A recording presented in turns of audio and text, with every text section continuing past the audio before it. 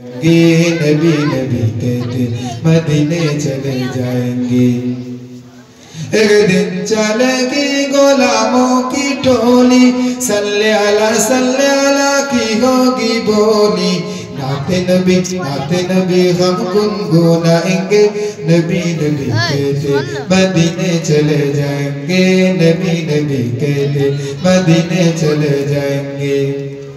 आका की शर्म खजूरों की छाँव में, दिल का सावा में मुअत्तर फाजाओं में छोटा सा एक घर बनाएंगे। नबी नबी कहते मदीने चले जाएंगे। नबी नबी कहते मदीने चले जाएंगे। आका की खुशियों का जुनों की छाँव में, दिल का हवा में मुअत्तर फाजाओं में छोटा सा एक घर बनाएंगे। नबी नबी कहते मदीने चले जाएंगे। नबी नबी कहते मदीने चले जाएंगे। अल्लाहुम्मा सल्ली अला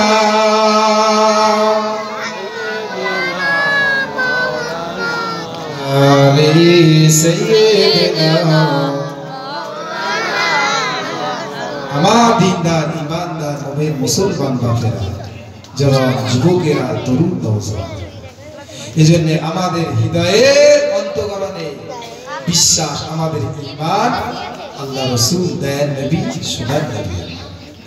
যে নবী পাকের মহব্বত ভালোবাসা ইত্তেবা গুনাহ করেছে, অন্যায় করেছে, ত্রুটি হয়েছে, গুনাহ হয়েছে, কিন্তু রাসূলের মাজমাত মহব্বতটা ভালোবাসা রাখতেন। যে যত বেশি রাসূলের প্রতি ভালোবাসা রাখে, মহব্বত করে, আল্লাহর জান্নাত ততই কাছে থাকে। মুসলমানের ছেলেরা, জওয়ান যুবকেরা, এই দুনিয়ার মানুষেরা, আল্লাহর কোরআন জানিয়ে দিয়েছে ওয়া ইন্নাকা লাআলা খুলুকিন আযীম। আল্লাহ বাবা নবীর চরিত্রকে কত উঁচু করেছেন, কত মহান করেছেন আল্লাহ রব্বুল আলামিন।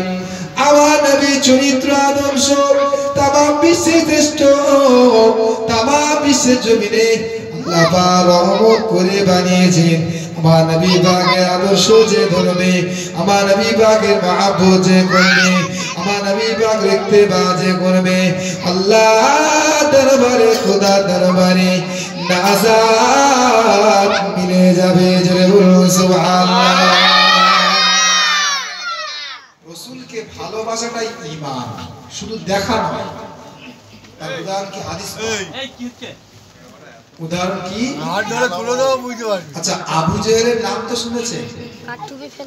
আবু জেহেলের আসল নাম কিন্তু আবু জেহেল নয়, ওর নাম হচ্ছে আবুল হাকাম। আবু জেহেল তো আল্লাহ রাসূল বলেছে আবু জেহেল জাহেলের পিতা, অজ্ঞতার পিতা। ওই জাহেল নামটা সর্বদা পৃথিবীতে ছড়িয়ে গেছে, কিন্তু ওর আসল নাম ছিল আবুল হাকাম। তাহলে আবু জেহেল যে কিনা নবীকে দেখেছে, নবীর সঙ্গে কথা বলেছে, কিন্তু দেখাটা শুধু ঈমান নয়, কথা বলাটা শুধু ঈমান নয়, মন থেকে মানাটাই হচ্ছে। যদি বলেন কেন? আবু জেহেল নবীকে দেখেছে, নবীর দুশমনি করেছে। আমি প্রথমে উঠে একটা আয়াত পড়েছি, মাই ইয়াহদিল্লাহু ফাহুয়াল মুহতাদ। আল্লাহ যাকে হেদায়েত দেয় সেই হেদায়েত পায়, সেই হেদায়েত পায়। আবু জেহেল হেদায়েত পায়নি, কিন্তু নসিব ভালো, তকদির ভালো, আবু জেহেলের ছেলে ইকরামা হেদায়েত পেয়েছে। জোরে বলবেন না?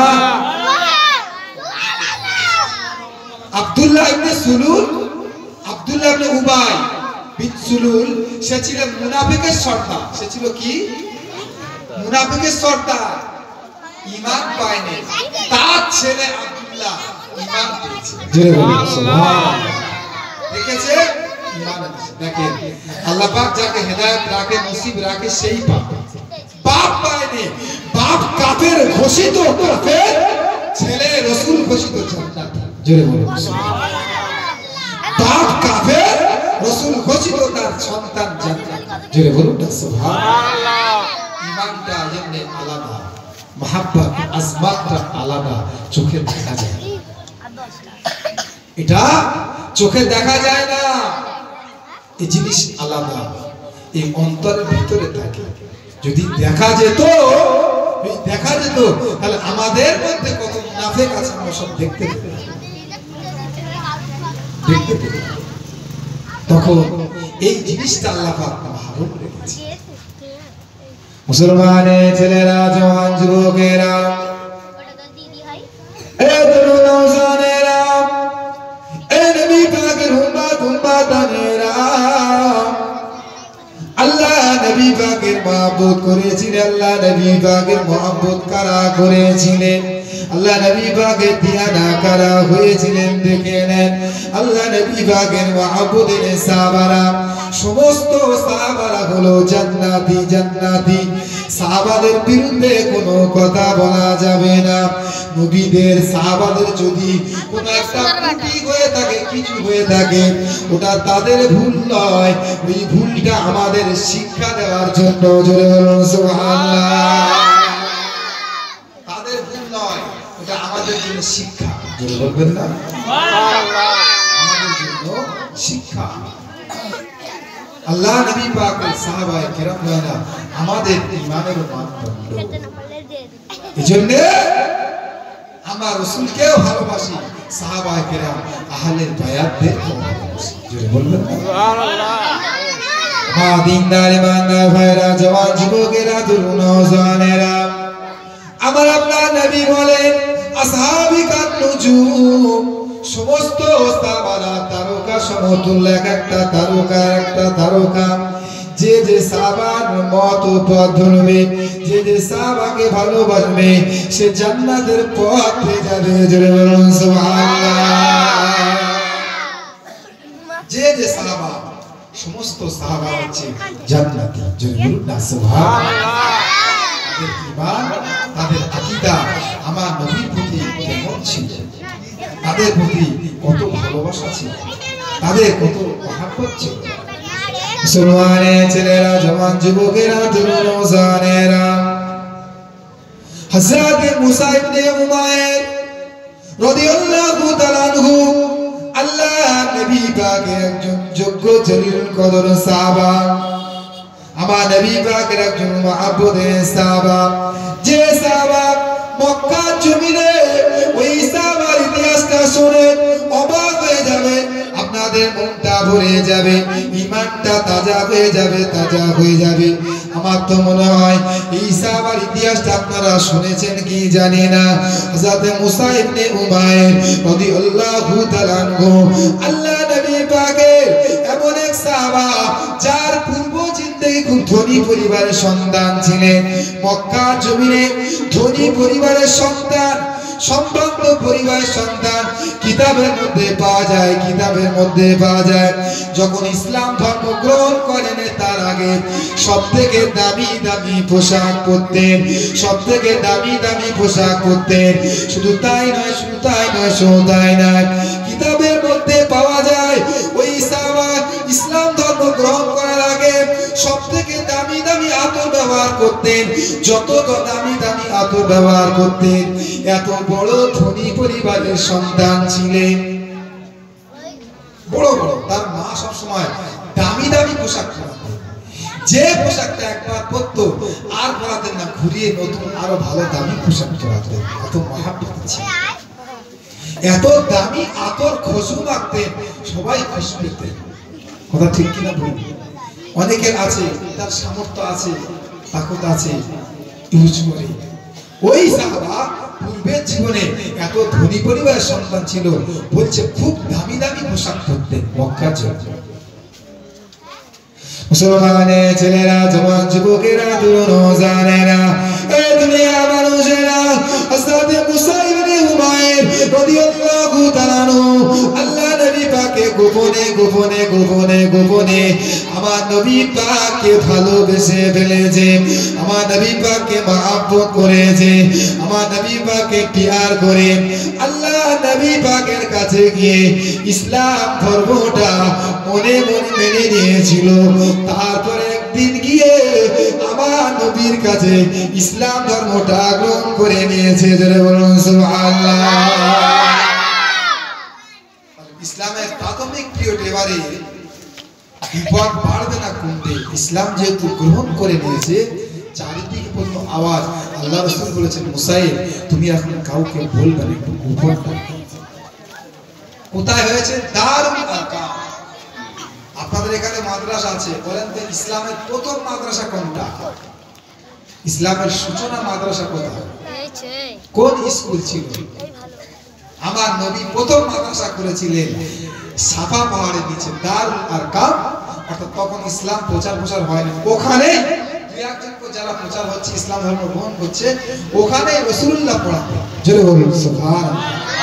এই দারুল আরকাম নামটা মনে রাখবেন, ইসলামের প্রথম আল্লাহ রাসূল প্রতিষ্ঠান দারুল আরকাম রাদিয়াল্লাহু আনহু। এই সাহাবার বাড়িতে এখানে রাসূল ক্লাস করাতেন, সাহাবারা শুনতেন। বলবেন না? একদিন হঠাৎ করে আল্লাহ নবী পাক ঈসা বাইলেন, আমার নবী পাকের হাতে হাত নিয়ে মুসলমান হলেন। কোথায় আর গোপন থাকলো না, কোথায় চারদিকে ছড়িয়ে গেল। মুসাইব ইসলাম ধর্ম গ্রহণ করে নিয়েছে, নবীকে ভালোবেসেছে, নবীকে মহব্বত করেছে, প্যার করেছে, নবীর হাতে হাত ইসলাম ধর্ম গ্রহণ করেছে। এইবারে বিপদটা বাড়তে শুরু করলো। তার আব্বা মা তাকে এবারে চাপ দিচ্ছে, তুই নবীকে ছেড়ে দে, নবীর কথা শুনবি না, ছেড়ে দে। বলে না, আমার যদি সব নিয়ে নাও, আমি রাসূলের মহব্বত অন্তরে একবার পেয়েছি, আমি জীবনে আর কোনোদিন ভুলবো না।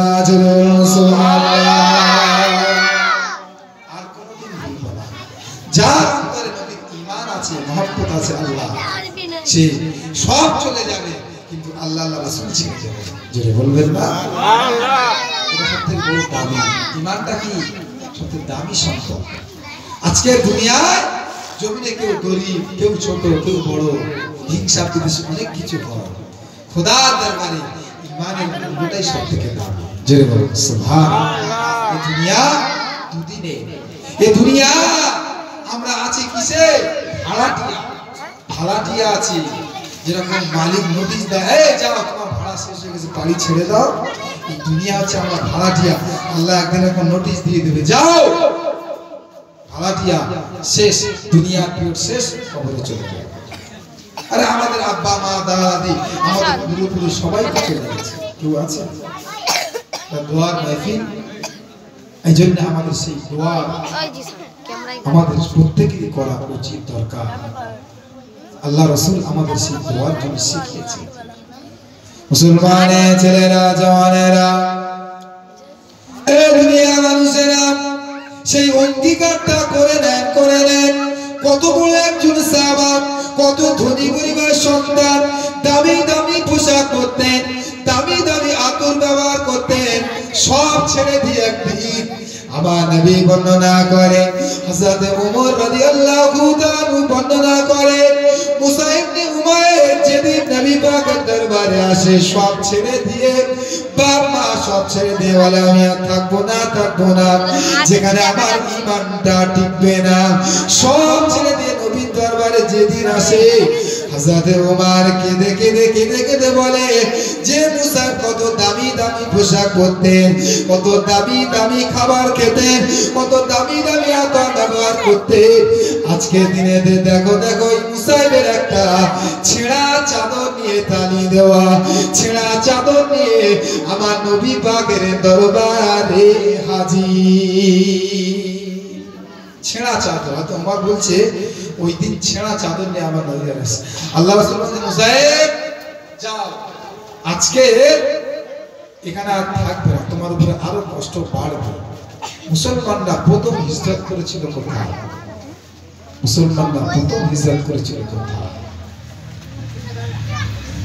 হাবশায় বলছেন, যাও সেখানে হিজরত করে যাও, এখানে নিরাপত্তায় থাকবে না, তোমার প্রতি আরো আঘাত বাড়বে। আল্লাহ রাসূলের মহব্বতের সাহাবা হিজরত করে প্রথমে পাঠিয়ে দিলেন। যদি বলবেন না সুবহানাল্লাহ। কিছুদিন যেতে না যেতে, এ নবী পাকের উম্মতেরা, তোমাদের অন্তরে কি আল্লাহর ভয় হয় না? তোমাদের অন্তরে কি আল্লাহর ভয় জাগে না? নিজেকে পরিবর্তন করার কথা কি মনে ওঠে না? আল্লাহ কবরের ভয় কি হয় না? তারা কত ভালোবেসেছে নবীকে, কত মহব্বত করেছে।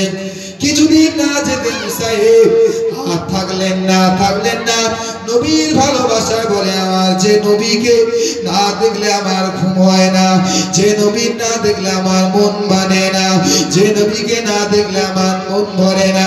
কিছুদিন না যেতে আবার মুসাইব আবার নবী পাকের দরবারে হাজির হলেন। জোরে বলুন সুবহানাল্লাহ। আমার নবী দরবারে হাজির হলেন। ঠিক এই সময় হাজির হয়েছে মদিনা শরীফ থেকে কিছু হাজিরা ওই মুহূর্তে কাবাতে হজ করতে এসেছিলেন। কাবা শরীফে প্রায় 12 জন সদস্য নিয়ে হজ করতে এসেছিলেন। একটা জায়গায় আল্লাহ রাসূল তাদের ইসলামের শিক্ষা দিয়েছিলেন। জোরে বলুন না সুবহানাল্লাহ। অর্থাৎ নবী কিন্তু মদিনায় এখন হিজরত করে যাননি, তার আগে ইসলাম ধর্ম সেখানে পৌঁছে গেছে। জোরে বলবেন না? সেখানে যায়নি, তার আগে ইসলাম ধর্ম সেখানে পৌঁছে গেছে। 12 জন এসে আমার নবী পাকের হাতে হাত ধরে বায়াত করে ইসলাম ধর্ম গ্রহণ করে তারা হজে এসেছিল। আমার নবীর কথা শুনে তারা হজে থেকে ফিরে যাচ্ছে, ইসলাম ধর্মটা নিয়েই ফিরে যাচ্ছে। জয় বলুন সুবহানাল্লাহ। এজন্য কি করো পড়ো। তখন মদিনাবাসী 12 জন বললেন যে আমরা তো মদিনায় চলে যাব, কিন্তু আমাদের শিক্ষার জন্য কি হবে? শিক্ষার জন্য কি হবে? শিক্ষা হচ্ছে জাতির মেরুদণ্ড। যে শিক্ষা নেই সে জাতি খুব তাড়াতাড়ি ভেঙে যাবে। বলছে আমরা মদিনায় চলে যাব, কিন্তু আমাদের কে কোরআন পড়াবে, কে শিক্ষা দেবে? আল্লাহ নবী আমার, তার নবী সোনা নবী আমার বললেন, ওরে আমার মহব্বতের মানুষেরা, তোমাদের জন্য শিক্ষক আমি নিয়ে রাসূলুল্লাহ পাঠাচ্ছি। তোমাদের জন্য শিক্ষক অন্য কেউ নয়, আমার মহব্বতের মুসাইব কত কষ্ট করেছে। আমি তোমাকে শিক্ষক করে পাঠাচ্ছি মদিনাবাসীর জন্য। মুসা ইবনে উমাইরকে আল্লাহ নবী পাক তাদের কাছে শিক্ষক করে নবী যাওয়ার আগে তাদের মদিনায় পাঠিয়ে দিলেন। সুবহানাল্লাহ। রাসূলুল্লাহ হিজরত করেননি, তার আগে আমার নবী পাকের পাঠানো মুসা ইবনে উমাইর রাদিয়াল্লাহু আনহু মদিনায় গিয়ে ইসলাম প্রচার করছেন। বলবেন সুবহানাল্লাহ। তাদেরকে শিক্ষা দিচ্ছেন, এমন কি তার হাতে 2 জন মদিনার বড় বড় নেতা ইসলাম ধর্ম গ্রহণ করেছিলেন। জোরে বলুন সুবহানাল্লাহ। মুসলমানের ছেলেরা, জওয়ান যুবকেরা, তরুণ জানেরা, এই দুনিয়া মানুষেরা, দয়ার নবী সোনা নবী আমার, তার ঠিক 1 বছর 2 বছর পরে দয়ার নবী আমার হিজরত করে মক্কা থেকে মদিনা শরীফে গেছিলেন। মক্কা থেকে মদিনা শরীফে গেছিলেন। মক্কা থেকে মদিনা শরীফে যাওয়ার পরে আল্লাহ নবী পাকের সঙ্গে কিছুদিন পরে আবার যুদ্ধের মোকাবিলা হয়েছিল। যুদ্ধের ময়দানে গিয়ে যুদ্ধের ময়দানে গিয়ে আরে কেমন করে যেন শহীদ হয়ে গেল। আল্লাহ নবী সাল্লাল্লাহু আলাইহি বর্ণনা দেন, যুদ্ধের ময়দানের জন্য কাকে যুদ্ধের সেনাপতি করবে। আমার নবী লোক খুঁজছেন, আমার নবী সাহাবারা মনে করে আমাকে দেবে, এ মনে করে আমাকে দেবে, ও মনে করে আমাকে দেবে। না, দয়ার নবী সোনা নবী আমার মুসা ইবনে উমাইর হাতে ইসলামের পতাকা তুলে দিলেন। যুদ্ধের ময়দানে প্রখর যুদ্ধ চালিত হয়ে যাচ্ছে। হযরত মুসা ইবনে উমাইর যুদ্ধ চালিয়ে যাচ্ছে। হঠাৎ করে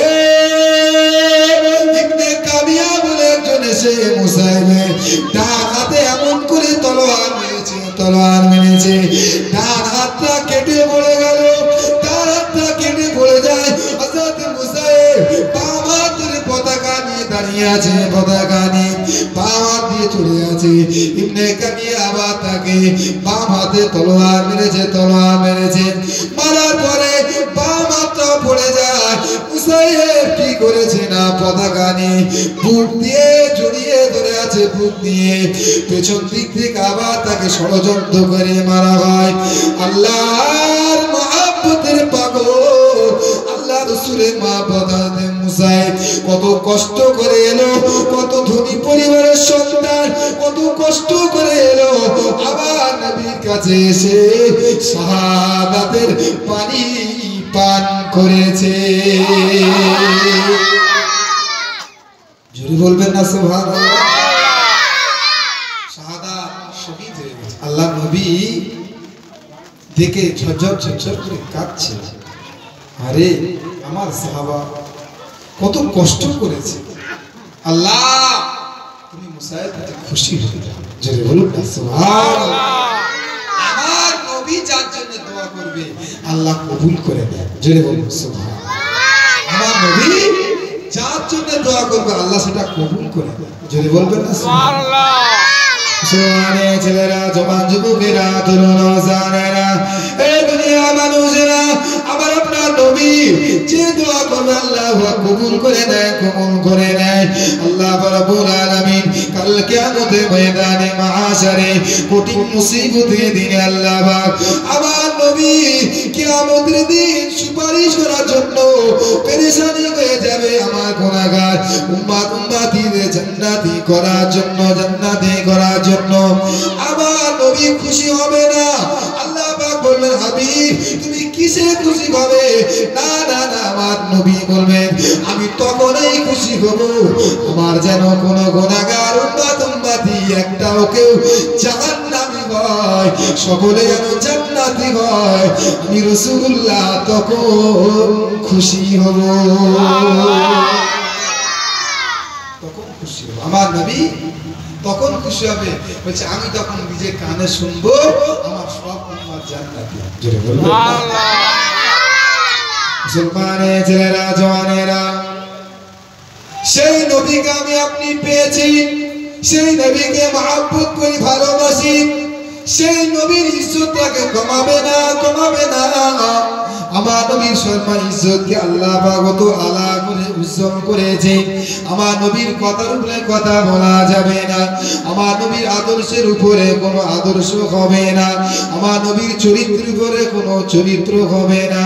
আল্লাহ রাব্বুল আলামিন তামাম বিশ্ববাসীর জন্য, গোটা বিশ্ববাসীর জন্য মডেল করে আল্লাহ পাক বানিয়েছিলেন আমার আপনার নবী। দিন দুনিয়া বাদশা হায়াতুন নবী, নূর নবীকে আল্লাহ পাক কত বড় সম্মান আল্লাহ পাক করেছেন। কিয়ামতের ময়দানে মাশারে আল্লাহ দরবারে একটা দোয়া রেখে দিয়েছে আল্লাহ পাক, কিয়ামতের দিন ওই দোয়াটা নেব, আমার গুনাহগার উম্মতিদের জান্নাতি করে দেব। জোরে বলুন সুবহানাল্লাহ। সেই নবী মহব্বত, ভালোবাসা আমাদের অন্তরে থাকতে হবে। আমাদের কালচার, আমাদের চলাফেরা কেমন হওয়া উচিত? যে নবীকে তুমি পেয়েছো, যে কোরআন তুমি পেয়েছো, যে হাদিস তুমি পেয়েছো, সব তো সেরা, সব তো শ্রেষ্ঠ। তাহলে তোমার কাছ থেকে শরিয়াত উঠে যাবে, একজন ঈমানওয়ালা হয়ে মৃত্যুক হয়ে যাবে, একজন ঈমানওয়ালার ঘরের সন্তান হয়ে অন্যায় কাজে জুড়ে যাবে, একজন ঈমানওয়ালার ঘরের সন্তান হয়ে দুনিয়ার ইহুদি নাসারাদের অনুষ্ঠান করবে। এটা কিন্তু মেনে নেওয়া যায়, এটা আমাদের জন্য লজ্জা, কষ্ট। আপনারা যারা বসে আছে সকলেই ঈমানদার, হয়তো কেউ না কেউ গুনাহগার, গুনাহগার হতে পারে, কিন্তু কেউ তো কাফের। কথা ঠিক কিনা বলবো? কেউ কাফের, কাউকে কোনো বেইজ্জতি করা যাবে না। একটা ভ্যান চালক তারও সম্মান আছে, একটা গরিব মানুষ যে খেটে খায়, একটা রাজমিস্ত্রি যে খেটে খায় তারও ইজ্জত আছে, তারও সম্মান আছে, তারও ইজ্জত আছে।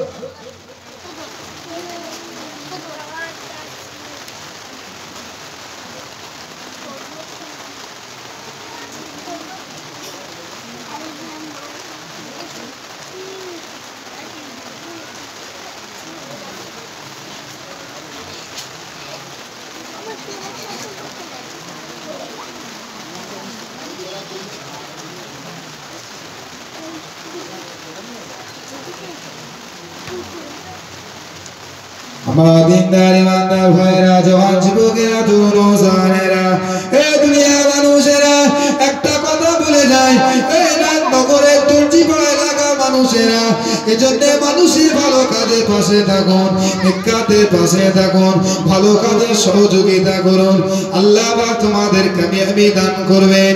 এই জওয়ান যুবকেরা, তরুণ ও জানেরা, জীবনে যা গুনাহ করেছেন, যা অন্যায় করেছেন, আল্লাহর কাছে ক্ষমা চেয়ে নেন, আল্লাহর কাছে মাফ চেয়ে নেন। আমার আল্লাহ তোমাদের জীবনের গুনাহকে মাফ করে দেবে, আমার আল্লাহ তোমাদের জীবনের গুনাহকে আল্লাহ মাফ করে দেবেন।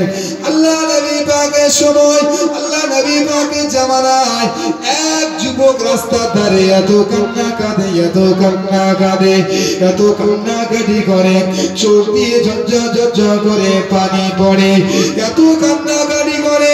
ওই রাস্তা দিয়ে যাচ্ছিলেন, আল্লাহ নবী পাকের মহব্বতের সাহাবা হযরত ওমর রাদিয়াল্লাহু তাআলা জিজ্ঞাসা করলেন, ও ভাই তুমি কেন কাঁদছো, কি হয়েছে তোমার, কারণটা কি বলো? বলে না না, আমি কারণ বলবো না, বলবো না। আমার কান্নার কারণটা যদি তুমি জানো, কান্নার কারণটা তুমি আমার কোনো উপকার করতে পারবে না।